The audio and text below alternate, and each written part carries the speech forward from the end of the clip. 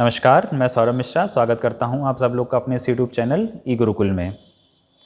Friends, आज हम लोग की इस वीडियो लेक्चर का टॉपिक है कि अगर हम लोग लाइब्रेरी साइंस का कोर्स करना चाह रहे हैं तो वो किस मीडियम में होना चाहिए, किस भाषा से इसको करें, इस कोर्स को करें ताकि चीज़ें आसानी हो और हम लोग को बेहतर तरीके से चीज़ें समझ में आ जाएँ। फ्रेंड्स, अगर मैं इस वीडियो का स्टार्ट करना चाहूँ तो सबसे पहले ये बताऊँगा कि अपने किसी भी विषय की कोई एक भाषा नहीं होती है। भाषा सिर्फ एक माध्यम है अपने आप को और अपने संवेदनाओं को एक दूसरे के साथ व्यक्त करने का। और अगर बात रही किसी विषय को किस भाषा से किया जाए, उस विषय के किस भाषा से ज्ञान लिया जाए, तो मेरा ये मानना है कि जिस भाषा में आप सबसे ज़्यादा कंफर्टेबल हों, जो भाषा आपको सबसे बेस्ट लगती है, जिसमें आप अपने आप को बहुत अच्छे से एक्सप्रेस कर पाते हैं, वो भाषा आपके लिए बहुत अच्छी रहती है अपने आप को संप्रेषित करने के लिए, अपने आप को व्यक्त करने के लिए किसी भी जगह पे।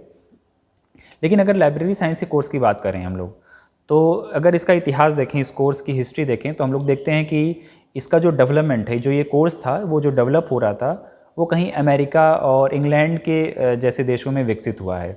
इसकी जितनी भी थ्योरीज़ हैं, मैक्सिमम थ्योरीज़ वो ज़्यादातर इंग्लैंड और यूके में ही डेवलप हुई हैं। आज भी इसका जो बहुत बेजर चीज़ें हैं वो डेवलप की जाती हैं अमेरिका और यूके की ही यूनिवर्सिटीज़ में।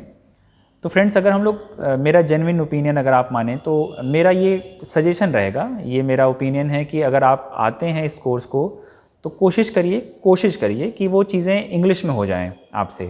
मतलब इंग्लिश में आप करेंगे तो कुछ बेनिफिट्स मिलेंगे आपको, जैसे कि आपको स्टडी मटेरियल की बहुत इजीली एक्सेस मिल जाएगी, है ना। बहुत आराम से आप कहीं भी इसको इजीली एक्सेस कर पाएंगे। इंटरनेट पे भी अगर आप कभी सर्च करते हैं इन टॉपिक्स को, तो वहाँ पे भी आपको बहुत आसानी से इन विषयों के बारे में आपको जानकारी मिल जाएगी।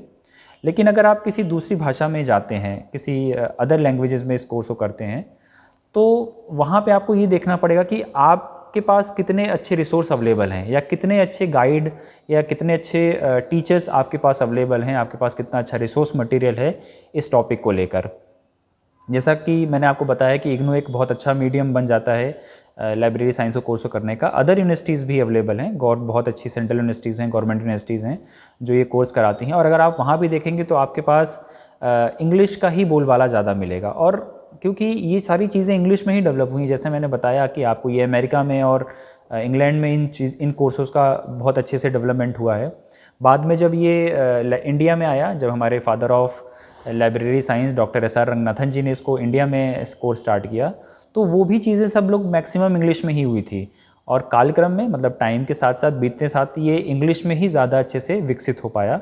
हिंदी में कोर्स अवेलेबल है, अगर आप इग्नू से कर रहे हैं एमलिप या बीलिप, तो आपको हिंदी में अवेलेबल मिलेगा। स्टडी मटेरियल शायद अवेलेबल नहीं है हिंदी में, लेकिन फिर भी मेरी अगर ये सलाह माने आप कि आप किसी भी लैंग्वेज में हो, किसी भी भाषा से आपने अपनी बेसिक एजुकेशंस कंप्लीट की हो, लेकिन जब आप लाइब्रेरी साइंस में आ रहे हैं तो कोशिश करिए कि अपने आप को कंफर्टेबल कर पाएँ इंग्लिश में। मैं ऐसा क्यों कह रहा हूँ, उसके पीछे एक दो रीज़न मैं आपको बताता हूँ। क्योंकि जब मैंने जब ये लाइब्रेरी साइंस का कोर्स कंप्लीट किया बीलिप में और एमलिप में, तो मैंने ये देखा कि कुछ मेरे फ्रेंड्स हिंदी में भी थे, उन्होंने भी हिंदी में ऑप्शन लिया था। तो एक तो सबसे बड़ी प्रॉब्लम आई कि स्टडी मटेरियल अवेलेबल नहीं था मार्केट में। आप इग्नू की वेबसाइट पे भी देखेंगे तो वहाँ पे भी आपको पूरा कंटेंट हिंदी में ईजिली अवेलेबल नहीं है। कुछ गाइड बुक्स आपको मिल जाती हैं हिंदी में, लेकिन वो कंप्लीट सब्स्टिट्यूट नहीं है हमारे रिसोर्स मटेरियल्स का जो हमें अवेलेबल है। तो पहला जो मैंने रीज़न आपको बताया कि आपके पास रिसोर्स अवेलेबिलिटी की प्रॉब्लम आएगी अगर आप किसी अदर लैंग्वेज में जाते हैं।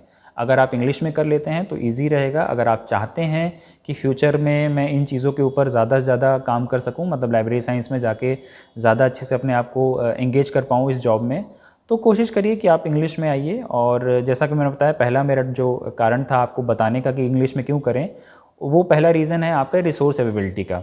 सेकेंड रीज़न मैं अगर आपको बताऊँ, तो जब आप बीलिप करके एमलिप करेंगे, सपोज़ करिए आप एमलिप करते हैं, एमलिप करने के बाद आप कितने भी कॉम्पिटिटिव एग्ज़ाम में बैठेंगे, किसी भी कॉम्पिटिटिव एग्ज़ाम में बैठेंगे, वहाँ पे आपको मेजर दो लैंग्वेज देखने को मिलेंगी, या तो हिंदी मिलेगी या इंग्लिश मिलेगी। मेजरली जो पेपर सेटअप होता है ना, पेपर बनाया जाता है, जो यूनिवर्सिटीज़ के प्रोफेसर्स हैं, जो इस फील्ड में काम करने वाले रिसर्चर्स हैं, स्कॉलर्स हैं, वो ज़्यादातर अपना कंटेंट इंग्लिश में लिख रहे हैं। ठीक है, रिसर्च जितनी भी हो रही हैं वो मैक्सिमम इंग्लिश में हो रही हैं। वो सारी चीज़ें आप अगर इंग्लिश में डेवलप हो रही है और अगर आपको कभी वो चीज़ें पढ़ने के लिए मिल जाए, पढ़ी या आपको पढ़ना पड़े, आप कॉम्पिटिटिव एग्ज़ाम में बैठेंगे, एग्ज़ाम देंगे, नेट जेआरएफ का पेपर देंगे, केवीएस के लिए एग्ज़ाम देंगे, नवोदय के लिए एग्ज़ाम देंगे, तो आपको जब स्टडी करनी पड़ेंगी इन सब चीज़ों की, है ना, वो आपको सब कुछ इंग्लिश में मिलेगा। फिर आपको वहाँ पे प्रॉब्लम, अगर सपोज़ करिए आपने बीलिप और एमलिप हिंदी में कर लिया और बाद में जब आप रिसर्च फील्ड में जाना चाहते हैं, कॉम्पिटिटिव एग्ज़ाम में जाना चाहते हैं, वहाँ पे चीज़ें आपको हिंदी में अवेलेबल नहीं है बहुत ज़्यादा, फिर आपको वहाँ पे दिक्कत आनी स्टार्ट हो जाएगी। तो फिर आपको लगेगा कि कम से कम मैंने बीलिप एमलिप अगर इंग्लिश में ही कर लिया होता तो कुछ चीज़ें मैं आज एक्स्ट्रा एफर्ट करके मैं इन चीज़ों को संभाल लेता, मतलब चीज़ें मेरे कंट्रोल में हो जाती। वहाँ आपको ये प्रॉब्लम आने वाली है। तीसरी जो प्रॉब्लम मैं आपको बताऊं, क्योंकि लाइब्रेरी साइंस एक इंटरनेशनल नेटवर्क से जुड़ा सब्जेक्ट है, मतलब कि नेटवर्किंग इसमें बहुत इंपॉर्टेंट फील्ड में काम करती है, मतलब लाइब्रेरी साइंस में नेटवर्किंग जो है वो बहुत इंपॉर्टेंट फैक्टर है। और एक दूसरे के साथ कनेक्ट होने के साथ जो हमारी लैंग्वेज बैरियर आएगी वो आएगी अगर आप हिंदी में हैं और सामने वाला जो पर्सन है वो इंग्लिश में है, क्योंकि लाइब्रेरी इंटरलिंक्ड हैं, इंटरकनेक्टेड हैं। पूरे यूनिवर्सिटीज़, पूरे इंडिया की लाइब्रेरीज़, पूरे वर्ल्ड की लाइब्रेरीज़ आपस में इंटरकनेक्टेड हैं। अगर आप रिसोर्स शेयरिंग की बात करें तो आपको रिसोर्स सिर्फ इंग्लिश में मिलेगा। यहाँ पे आपको सबसे बड़ी प्रॉब्लम आएगी या जो कम्युनिकेशन में प्रॉब्लम आएगी वो आएगी लैंग्वेज के लिए। दूसरा, क्योंकि मैंने आपको बताया कि चीज़ें इंटरनेट से जुड़ी हुई हैं, कंप्यूटर साइंस से जुड़ी हुई हैं, तो नो डाउट आपको बीलिप के कोर्स में और एमलिप के कोर्स में कंप्यूटर साइंस भी पढ़ना है। अब कंप्यूटर साइंस को हिंदी में पढ़ना या कंप्यूटर की जो कुछ बेसिक डिटेल्स हैं या इन्फॉर्मेशंस हैं उनको अगर आप कंप्यूटर को हिंदी में पढ़ना चाहेंगे तो वो भी फिर से अपने आप में एक चैलेंज आ जाएगा आपके लिए कि अगर आप कंप्यूटर को हिंदी में करें। जैसे मैं आपको बताऊं, एमलिप का कोर्स में ज़्यादातर चीज़ें, मतलब ज़्यादातर क्या मैं कहता हूँ कि 60% चीज़ें आपको कंप्यूटर साइंस पढ़नी है, कंप्यूटर की चीज़ें पढ़नी है। या जब आप लोग कोई सॉफ्टवेयर के बारे में पढ़ेंगे, ठीक है, कोहा के बारे में पढ़ेंगे, ISIS के बारे में पढ़ेंगे, या अदर किसी भी सॉफ्टवेयर में काम करना चाहेंगे, वहाँ पे फिर से आपको चीज़ें इंग्लिश में ही करनी है। तो क्यों ना भविष्य की तैयारी आज से ही शुरू कर दी जाए। यानी अगर आज मैं कोर्स करना स्टार्ट कर रहा हूँ तो मैं अपने इस कोर्स का मीडियम ही क्या रखूँ, पहले से ही इंग्लिश रखूँ, ताकि चीज़ें धीरे धीरे तो कम से कम सुधरना शुरू हो।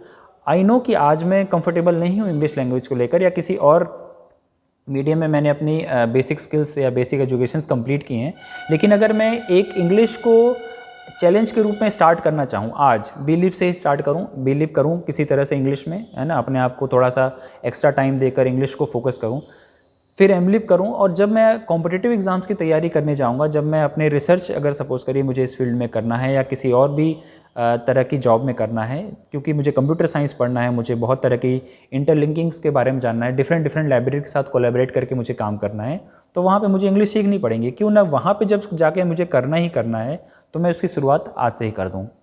तो फ्रेंड्स, ये मेरे कुछ जनरल ओपिनियंस थे, है ना, कि आपको लाइब्रेरी साइंस की जो शुरुआत है या जो डिग्री है वो किस लैंग्वेज में, किस मीडियम में करनी चाहिए। ये कोई बहुत बड़ा मतलब लॉ नहीं है। मैंने जो ये बताए चीज़ें वो एकदम अटल सत्य नहीं है। सब कुछ डिपेंड करेगा आपके ऊपर। अगर आप किसी भी लैंग्वेज में अपने आप को बेस्ट कम्युनिकेट कर पा रहे हैं, अच्छे से रिप्रेजेंट कर पा रहे हैं, तो आप उस लैंग्वेज को ही ऑप्ट करिए। बट जब आप इंटरनेशनल लेवल पे आएंगे या नेशनल लेवल पे चीज़ों को करने के लिए आएंगे तो वहाँ पे सिर्फ आपको एक ही मीडियम मिलेगा, वो है इंग्लिश। तो तब जाके अगर आप अपने आप को स्विच ऑन करना चाहें किसी और लैंग्वेज में इंग्लिश के लिए, तो मुझे लगता है कि वहाँ पे ज़्यादा एफर्ट और टाइम देने से अच्छा है कि आप अभी से ही, स्टार्टिंग से ही चीज़ों को धीरे धीरे सही करना शुरू करें।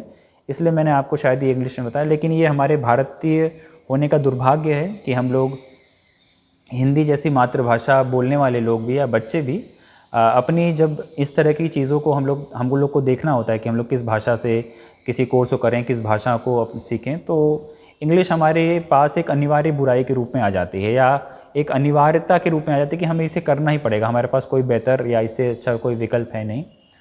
तो फिलहाल फ्रेंड्स, इस सत्य को स्वीकार करिए, है ना, चीज़ों को एक्सेप्ट करिए कि हाँ, इंग्लिश मुझे करनी है। और इंग्लिश एक सिर्फ भाषा है, उसको सीखना ही पड़ेगा आपको, ठीक है। ये जस्ट एक लैंग्वेज है, कोई सब्जेक्ट नहीं है, कोई रॉकेट साइंस वाला खेल नहीं है, मैथमेटिक्स नहीं है कि बहुत सारे रूल्स एंड रेगुलेशंस आपको याद करने पड़ेंगे। एक भाषा है, धीरे धीरे इस्तेमाल करते रहिए, पढ़ते रहिए, स्टडी मटेरियल अपना पढ़िए, ठीक है। बहुत सारी चीज़ें आपको स्टडी मटेरियल से ही सीखने को मिल जाएंगी। आप चाहे इग्नू का स्टडी मटेरियल ले लीजिए, दिल्ली यूनिवर्सिटीज़ में भी बहुत अच्छे स्टडी मटेरियल्स हैं, उनमें जो रिकमेंड किए जाते हैं वो आप ले लीजिए, उनको पढ़िए और चीज़ें आपको धीरे धीरे लगेंगी कि सुधर रही हैं या चीज़ें सही हो रही हैं। तो फ्रेंड्स ये मेरा कुछ जनरल ओपिनियन था भाषा को लेकर, किस भाषा में करें और कैसे करें। बाकी लाइब्रेरी साइंस की किसी और भी चीज़ों को जानने के लिए या समझने के लिए आप इस चैनल से जुड़े रहिए, चैनल को सब्सक्राइब करिए और अगर वीडियोज़ अच्छी लगती हैं आपको तो उनको लाइक और शेयर ज़रूर करिए। तो फ्रेंड्स ये थे आज की वीडियो। आई होप कि आपको कुछ चीज़ें समझ में आई होंगी। मैंने आपके जो भी डाउट्स हैं वो चीज़ें क्लियर की होंगी। फिर भी अगर कोई डाउट हो मन में, कोई भी और कोई सवाल हो लाइब्रेरी साइंस के फील्ड को लेकर, आप इस चैनल के कमेंट बॉक्स में कमेंट करके हमसे बात कर सकते हैं, पूछ सकते हैं और मैं कोशिश करूँगा आपके सभी सवालों को प्रॉपरली टाइम से रिप्लाई कर पाऊँ। तो फ्रेंड्स ये थी आज की वीडियो और ऐसे ही और वीडियोज़ के लिए आप हमारे चैनल के साथ कनेक्ट रहिए। Thank you very much. मिलते हैं एक नई वीडियो के साथ।